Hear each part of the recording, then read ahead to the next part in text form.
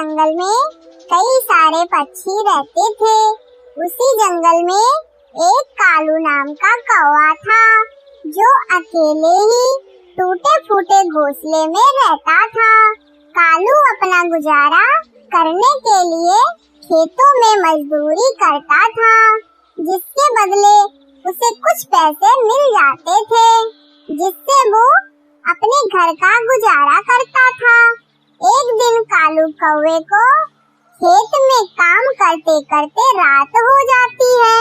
अरे आज तो बहुत देर हो गई, अंधेरा भी काफी ज्यादा हो गया है।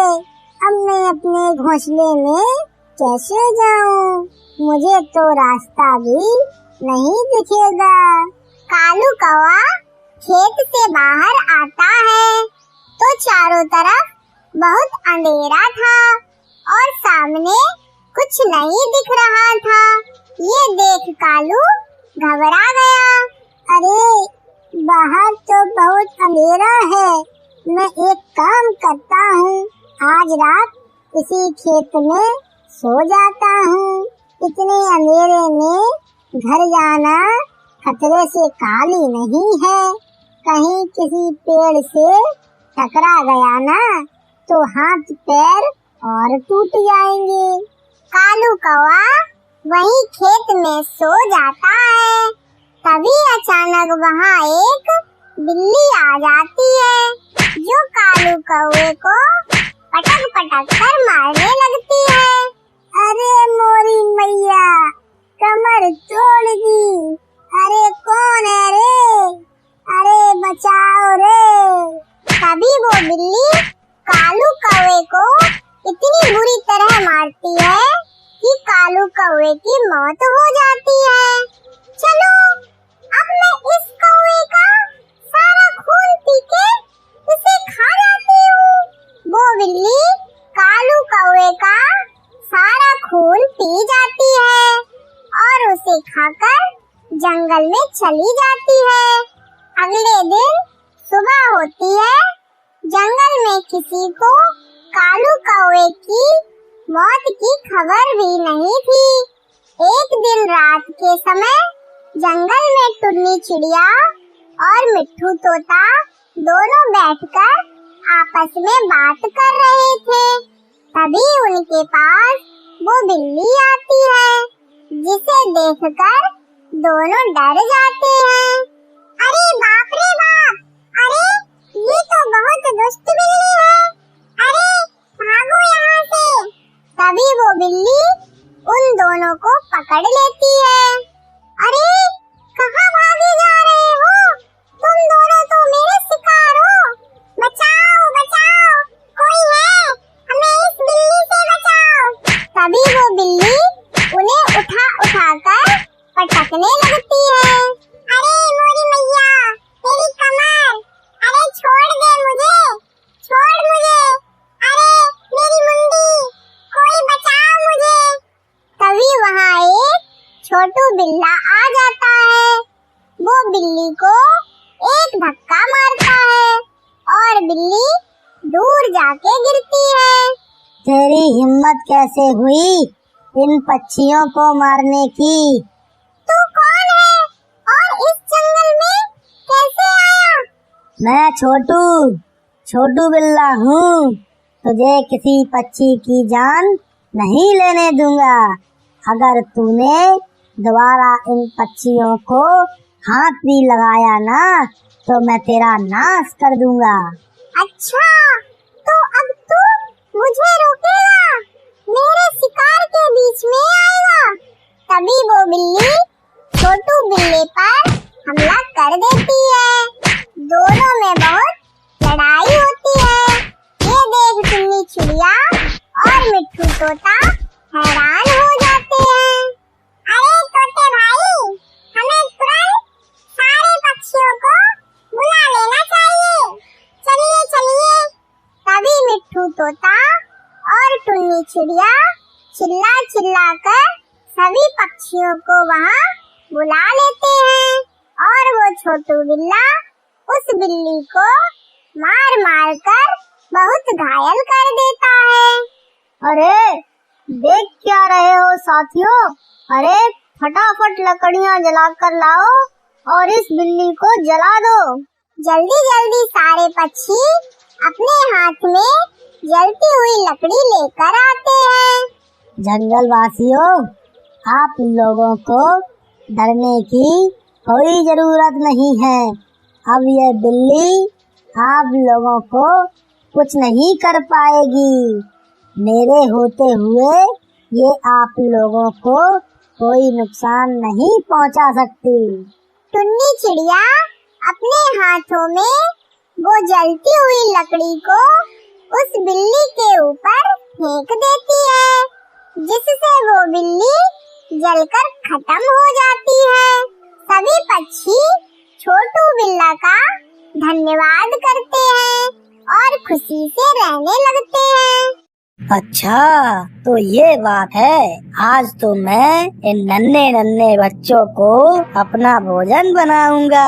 हीरानगर नाम के जंगल में बहुत सारे पक्षी और जानवर रहा करते थे। वहीं जंगल के बाहर एक घोंसले में टुन्नी चिड़िया और उसके नन्हे नन्हे 5 बच्चे रहा करते थे। टुन्नी चिड़िया अपने बच्चों से खूब लाड प्यार करती और उनका खूब ध्यान रखती थी, लेकिन टुन्नी चिड़िया को खाना लाने के लिए जंगल से बाहर जाना पड़ता था और तब ये छोटे छोटे बच्चे घर पर अकेले ही रह जाते थे और उसी जंगल में एक छोटू बिल्ला रहता था। एक दिन टुन्नी चिड़िया खाना लेने के लिए बाहर जा रही थी, तभी वह अपने बच्चों से कहती है, बच्चों, मैं खाना लेने बाहर जा रही हूँ, तुम सब घर पर ही रहना और दरवाजा मत खोलना। हाँ ठीक है माँ, लेकिन हम आपको पहचानेंगे कैसे? हमें कैसे पता चलेगा कि दरवाजे पर आप ही हो? दरवाजा खोलो बच्चों, तुम्हारी माँ आई है और तुम्हारे लिए मीठे मीठे फल लाई है। इतना सुनकर तुम दरवाजा खोल देना। टुन्नी चिड़िया खाना लेने चली जाती है, लेकिन वो दुष्ट छोटू बिल्ला टुन्नी की सारी बातें सुन लेता है। अच्छा, तो ये बात है। आज तो मैं इन नन्हे नन्हे बच्चों को अपना भोजन बनाऊंगा। छोटू बिल्ला मौका देखकर टुन्नी के घर के बाहर पहुंच जाता है और गेट खटखटाता है और कहता है, दरवाजा खोलो बच्चों, तुम्हारी माँ आई है, तुम्हारे लिए मीठे मीठे फल लाई है। अरे वाह, माँ आ गई। लेकिन आज माँ इतनी जल्दी कैसे आ गई? मेरी माँ की आवाज तो बहुत सुरीली और मीठी है। ये मेरी माँ नहीं हो सकती। तुम जो भी हो, चले जाओ यहाँ से। अरे ये बच्चे तो मेरी आवाज पहचान गए। क्या करूँ मैं? कैसे इन्हें अपना भोजन बनाऊं? तभी छोटू बिल्ला के मन में एक विचार आता है और वह जंगल में जाकर बहुत सारा चौक खा लेता है और फिर से टुन्नी के घर के बाहर आता है और गेट खटखटाकर कहता है, दरवाजा खोलो बच्चों, तुम्हारी माँ आई है और तुम्हारे लिए मीठे मीठे फल लाई है। लगता है माँ आ गई और आवाज भी उनकी तरह मीठी और सुरीली है। रुको, पहले एक बार मुझे देखने दो। बच्चा खिड़की से झांक कर देखता है तो उसे काले पैर दिखाई देते हैं। तुम जो भी हो, चले जाओ यहाँ से। तुम्हारे पैर तो मोटे और काले हैं और हमारी माँ के पैर तो पतले और बहुत सुंदर हैं। छोटू बिल्ला उदास होकर वहाँ से चला जाता है और उसके दिमाग में एक तरकीब आती है और वह जंगल में जाकर एक चिड़िया को मारकर उसके पैर ले आता है और फिर से टुन्नी के घर के बाहर पहुँच जाता है और पैर को दरवाजे के आगे रखकर फिर से कहता है, बच्चों दरवाजा खोलो, तुम्हारी माँ आई है और तुम्हारे लिए मीठे मीठे फल लाई है। इस बार तो पक्का माँ ही होगी। रुको, मैं देखता हूँ। दूसरे बच्चे ने खिड़की से झांक कर देखा तो उसे सुंदर पैर दिखाई दिए। हाँ, माँ आ गई। ये पैर तो माँ के ही हैं। बच्चों के दरवाजा खोलते ही छोटू बिल्ला बच्चों पर आक्रमण कर देता है।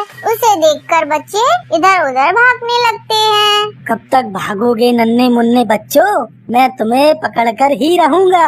छोटू बिल्ला बच्चों को पकड़कर एक बोरी में डाल लेता है और अपनी पीठ पर रखकर जंगल की तरफ चल देता है। बिल्ला की नजर से बचकर एक बच्चा चूल्हे के पीछे छिप जाता है। थोड़ी देर बाद टुन्नी चिड़िया खाना लेकर घर पहुंचती है और घर का दरवाजा खुला देखकर वह डर जाती है। बच्चों, तुम कहाँ हो? देखो, मैं तुम्हारे लिए खाना लाई हूँ। तभी वह बच्चा निकलकर अपनी माँ के पास आता है और रोते हुए सारी बात बता देता है। उस दुष्ट बिल्ला की इतनी हिम्मत कि वह मेरे बच्चों को ले गया। अब मैं उसे नहीं छोड़ूंगी। टुन्नी अपने बच्चे के साथ पूरे जंगल में छोटू बिल्ला की खोज करती है। तभी अचानक उसकी नजर छोटू बिल्ला पर पड़ती है, जो एक बड़े पेड़ के नीचे सो रहा था। वह चुपके से बोरी के पास जाती है और उसे खोल देती है। तभी सारे बच्चे निकलकर बाहर आ जाते हैं। बच्चों, जल्दी से जाओ और पत्थर लेकर आओ। बच्चे पत्थर लाकर उस बोरी में भर देते हैं। टुन्नी और उसके 5 बच्चे वही झाड़ी में छुपकर उस बिल्ला को देखने लगते हैं। कुछ देर बाद बिल्ला उठता है और उस बोरी को लेकर चल देता है। बोरी में ज्यादा वजन होने की वजह से बिल्ला सही से नहीं चल पा रहा था। नदी पार करने के लिए जैसे वह पानी में उतरा, वैसे ही उसका पैर फिसल जाता है और वह नदी में डूबकर मर जाता है और टुन्नी चिड़िया अपने बच्चों के साथ अपने घर लौट आती है।